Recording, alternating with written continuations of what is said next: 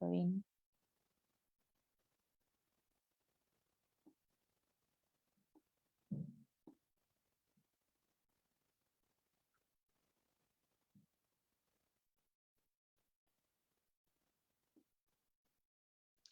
Okay, here we go.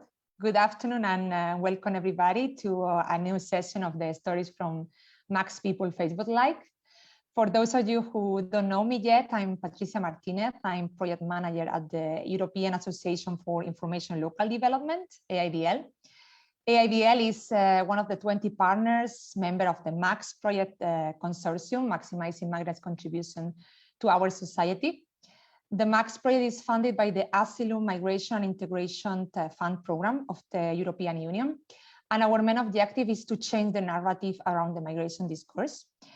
To do this, we work around three main areas. The first one is researching and communicating facts and figures about the positive contribution that migration has had for the development of our European societies, but most importantly, stories of real people on the move.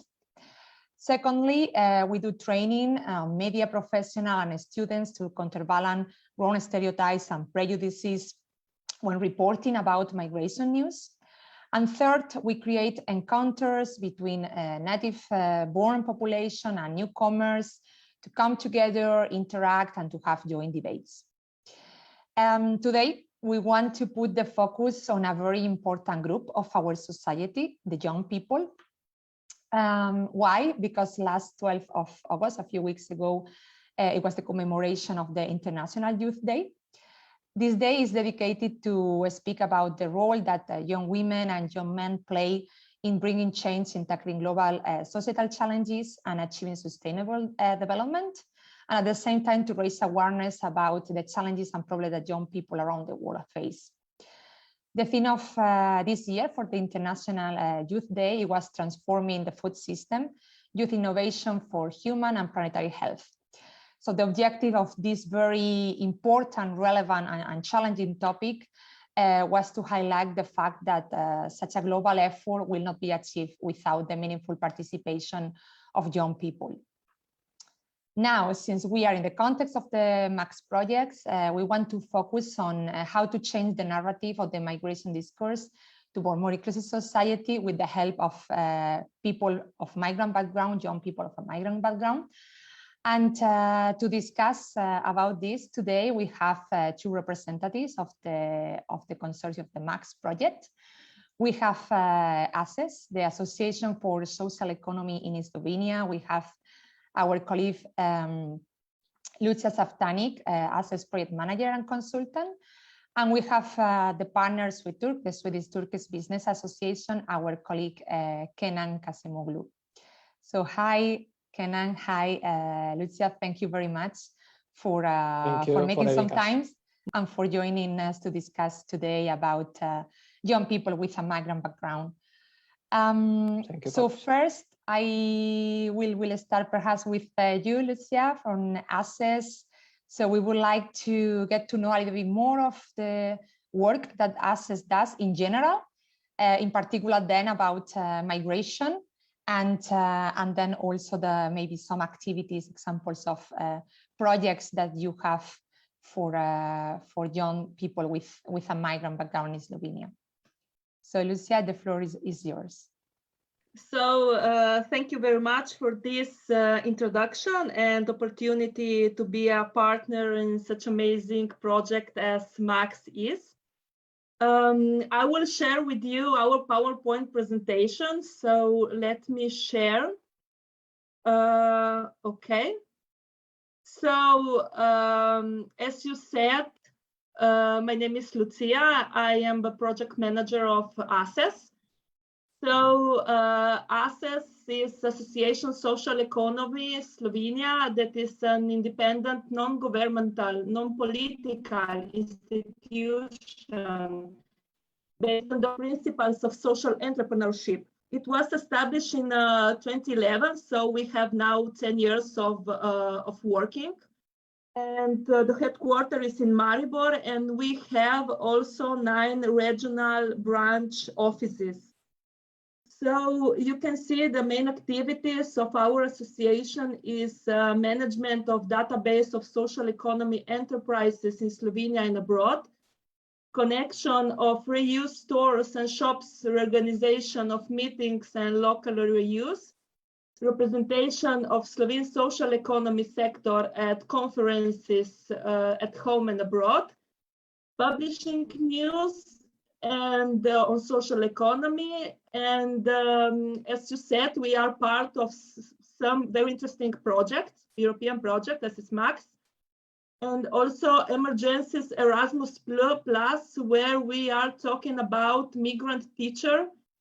So the teacher with migrant background that are they are trying to integrate in the host country. So we are also activities are inclusion of vulnerable groups, volunteers, and enabling them training and active participation in the project management. So let me say about some about Slovenia and the present facts about the migrants. So Slovenia is principally destination country for nationals of Serbia, Bosnia and Herzegovina, and Kosovo. So it is also transit country and destination country for asylum seekers and migrants. So if we remember that in between October 2015 and March 2016, there was almost a total 500,000 migrants that passed Slovenia borders to enter the Central Europe. And we saw that the number of migrants increased in these last years.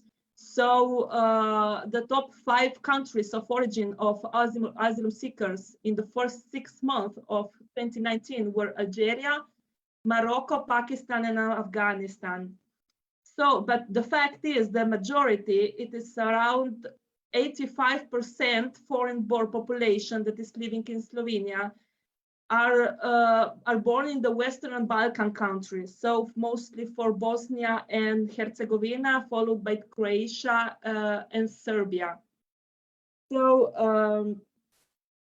in this case, the intensive language courses are for relocated refugees is already accessible. So there is learning Slovene is a very important aspect of integration of young migrants to integrate the Slovenian society. So Slovenia can have also free courses about 118 hours, depending on the length of the residence permit. And also there is an increase in the number of foreign-born children enrolled in the formal preschool and basic education, and it is addressed in the document Integration of Immigrant Children into Slovenian Education System. So this is very important document that the Ministry of Education and Science and Sport already did it, let's say. So for this reason, we search a little bit more about a few numbers in Slovenia. So when we are talking about young people, we in Slovenia, we say that they are from age 1 to 29. So in this area, that they are also integrated in the educational system. So in the preschool education from 1 to 6 years old, we can see that most of the foreign-born children are from Bosnia and Herzegovina, Kosovo, and followed by Macedonia. If you can see, the numbers are slightly increasing in last 4 years. So let's say that we have every year more foreign-born children in preschool education. In the primary school, it is the same. 6 to 14 years old. They are also mostly from Bosnia, followed by Kosovo and Macedonia. from Asian countries, South America, North America, and Africa, they are quite the same numbers. So after the school, the young migrants can apply. They are job seeker. They can apply to a national employment agency that offers assistance in job seeking for foreigners and refugees.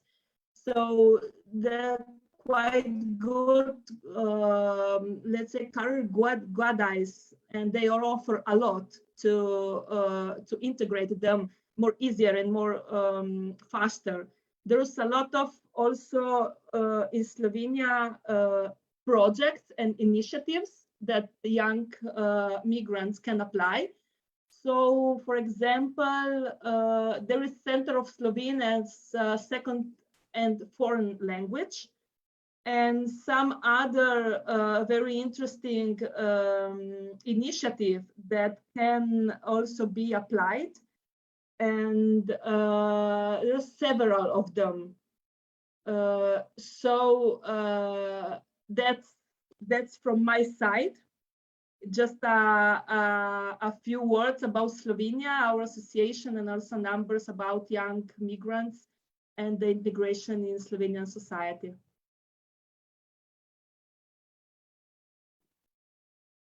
Thank you, Lucia. Thank you very much. If you can please stop sharing your screen, we will go back to the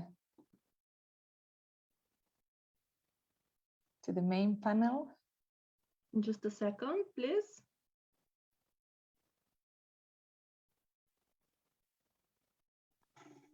Sorry. No worries.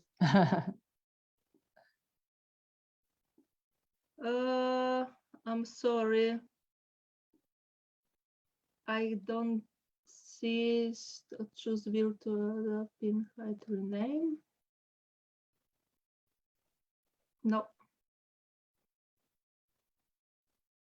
I need a little bit help, you know. Okay. Yes. Let me... Okay. Okay. Okay. Okay. Since we're back. Yeah. Thank you. Means of the direct live streaming. No worries. No worries. Thanks a lot for the presentation. All this data and this project on youngsters. It seems that there are a lot going on in Slovenia to support the youngsters, the newcomers of the youth age, year 1 to 29, and as you said.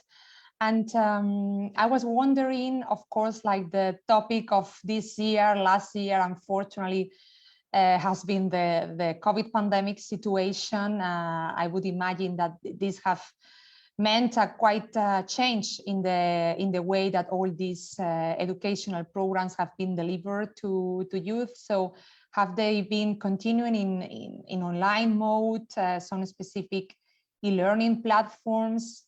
Do you have maybe any insight of how this has been? Because it's been difficult for adults to be on this permanent teleworking, smart working.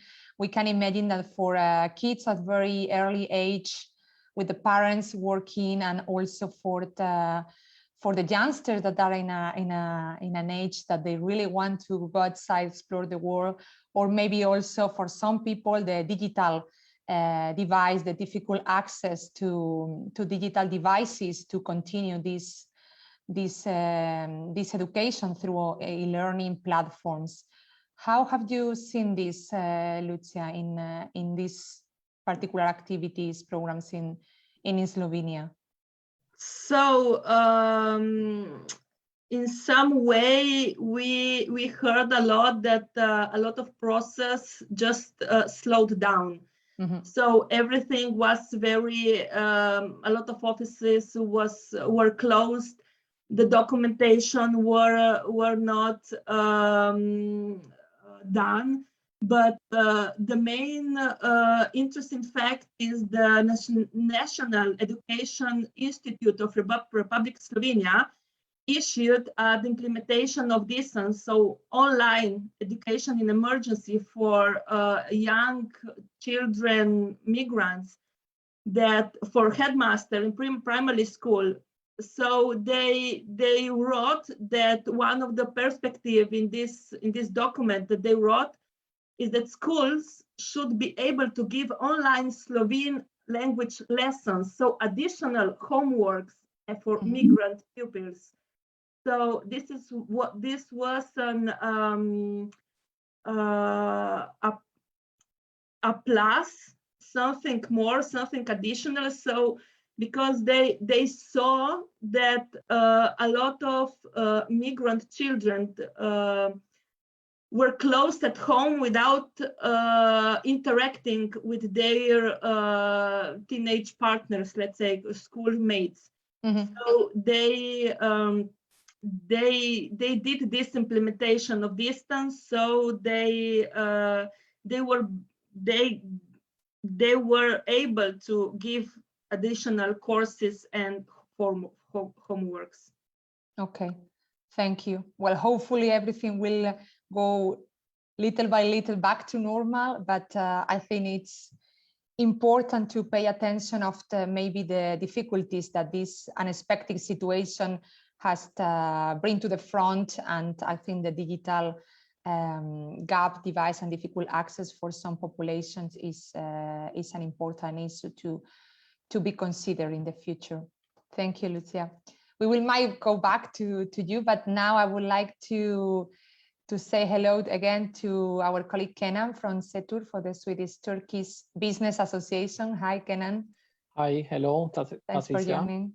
And well, now we move from Slovenia to Sweden to know a little bit more, first of all, about the mission and vision of SweTurk there in general, in bringing new job opportunities for people with a migrant background. And then also you can share a little bit with us, Kenan, particular examples of activities or any insight that you might have from youngsters of a migrant background that you work with. Thank you, Patricia, for having me. And Lucia, thank you for presentation. I am impressed. I can say, like Slovenia and Sweden, both are a destination country. So we pretty much face the same difficulties and challenges, I can say. But I really like the quote that I saw in your presentation. We asked for workers, we got people instead. Who is this guy who said that? I would ask before my presentation.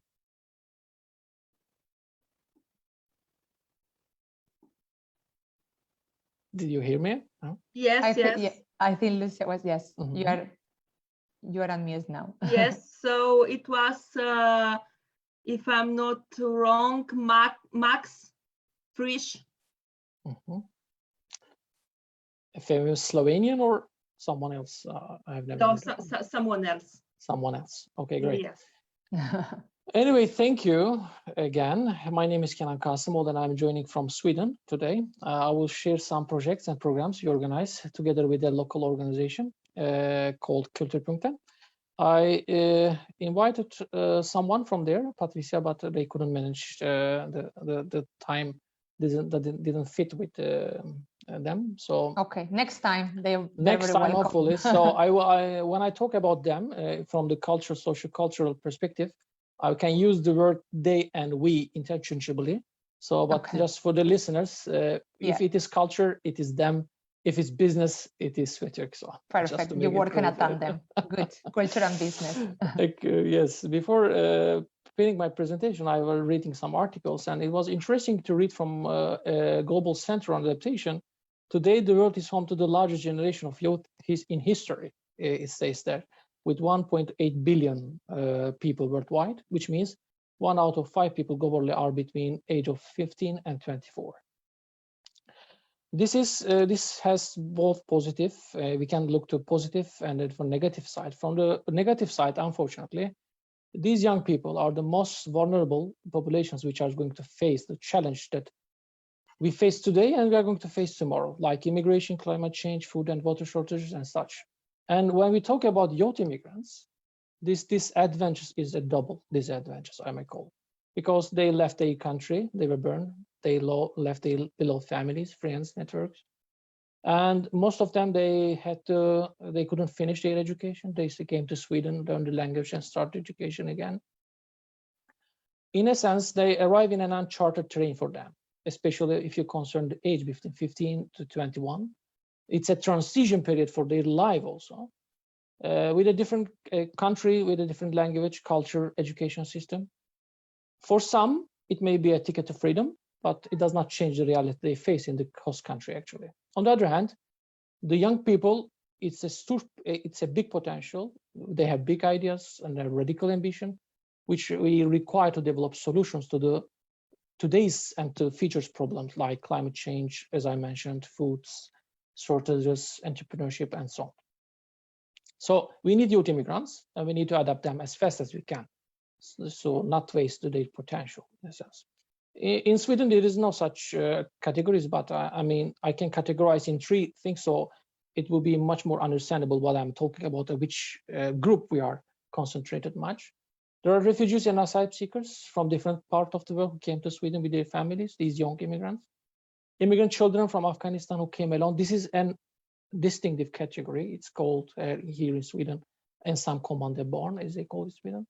And children of ambassadors, campaign managers, and so on.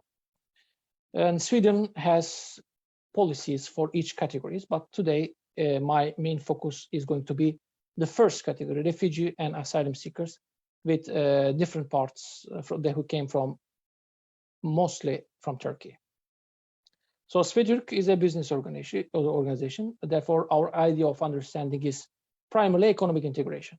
Nevertheless, when it comes to youth integration and integration in general, the socio-cultural factors became equally important. Therefore, we have a partnership, as I mentioned, with an organization called Kulturpunkten, and I'm going to give some examples that the programs that we are doing with them. Primarily, I would say that most of youth immigrants that we are working with first have a Turkish background. They came to Sweden with their families and apply for asylum seeking. And their age range between 11 to 21. And mostly they concentrated in 3 major cities of Sweden, namely Stockholm, Gothenburg, and Malmö. So our project does not include the second and third category, as I mentioned before. I will call it unfortunate, Patricia. However, sometimes lack of financial resources, shortage in mentors, and language and culture barriers gives you no other option. So what we are doing? We, as I said, when I say we and they, it can be, but they, I will start with they. They have a sister family project. So they match families, and if possible, with youths who, if they have the same old. So these matching try to fix the families to their immediate needs. It doesn't have to be financial all times, just to feel that someone care about them. So before the immigrant institution transfer them to the place where they are going to live, they organize a family dinner, breakfast, picnic with the family. They already live in Sweden. And they try to create a feeling home atmosphere for the newcomers. And we have received, interestingly, very positive feedback from the welcoming process, especially among the young immigrants. Most of them continue their relations with the family's youths, regardless if they stay in the same city or go in the same school also. The other one is the youth centers. They provide an area they can, the immigrant youth, they can socialize with people with the same background. So the idea is to give them an experience of living together, getting responsibility of households, develop common interest, and if possible, try to make something. But much more, it's like a safe zone, I would call. So if they feel excluded, these kind of youth organizations provide them to recover and go back to the society again. They have organized also homework helps, because most of them have came to Sweden, start learning language and start to adapt to the school system again. So they have many difficulties that they face. So we provide them homework help. Language courses that they have organized. They also have a mentorship program, which the mentors are experienced mentors from Turkey. They also go in the same, they are experiencing the same integration process, but they are very generous enough So they help these youths also using this old experience and try to help them, some kind of support them in a sense. Besides them, leisure activities, skiing, traveling, swimming, playing football, gaming, camping are also some of activities that they organize. And the second step there, we as Svetur come in. And we have organized business-related seminars, like how to start a business in Sweden, the way of doing business in Sweden, alternative sectors to do business entrepreneurship. And these seminars, the meaning of the seminars is to some kind of creating a SWOT analysis for the youth so they can see their strength and weakness and prepare themselves for the perfect match in the market. And the second was the business trips. And with these trips, since they cannot leave the country for a period of time, so we organized some trips inside the country. We visited successful businessmen with a Turkish ethnic background, and at their office, so they share their story, how they succeeded, what kind of difficulties they faced, and we received very good feedbacks from such programs. And last but not least, Svetur Awards we have organized a couple years ago was another inspiring event, I might call. We nominated immigrant entrepreneurs, businessmen, academics, and give them award as an appreciation to their contribution to Swedish society. There I can say that we managed to attract other also communities, not just Turks. So it was for us a success on that sense. The motivation with the program was providing a role model to young immigrant entrepreneurs, but also to contributing change of narrative in the Swedish society. If I remember correctly, I have hosted a government official in the program in 2016. There was heated discussion in Sweden those days, as it is today, because of some unfortunate events were happening in socially segregated areas of Stockholm. During his speech in the stage, the officer said that the media should also see this part of immigration and stop affiliating immigrants with just crime.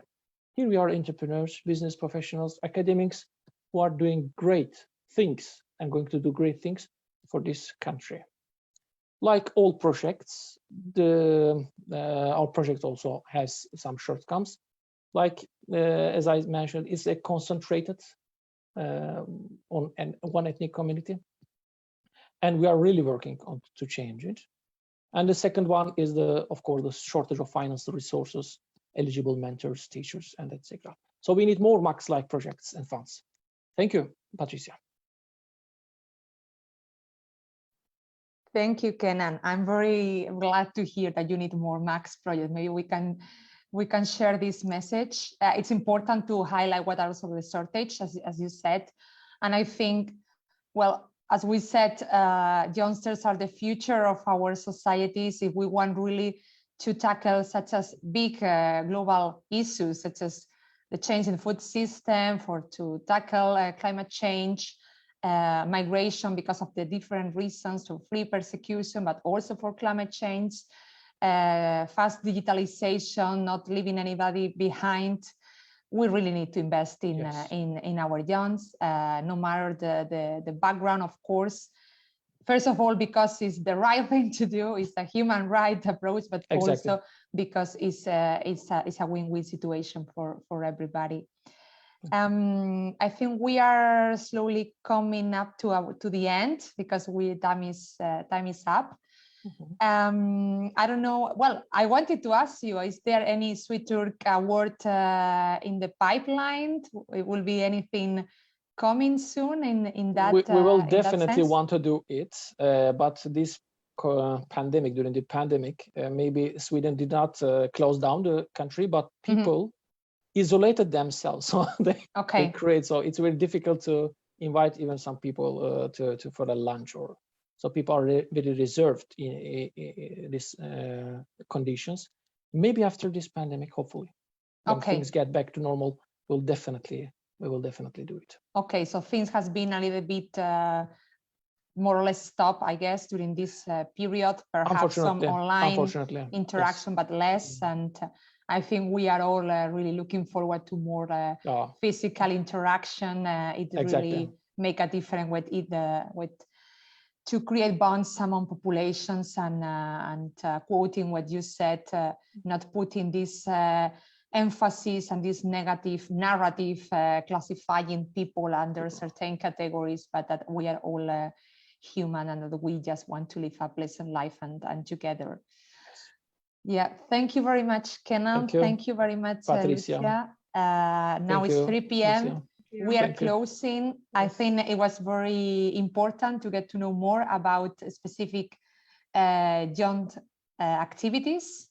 And we will be very back soon with another Facebook Live with more thematic chat with our partners and with our audience. Great. Thank you, everybody, and have a nice afternoon. Bye-bye. Bye. Bye.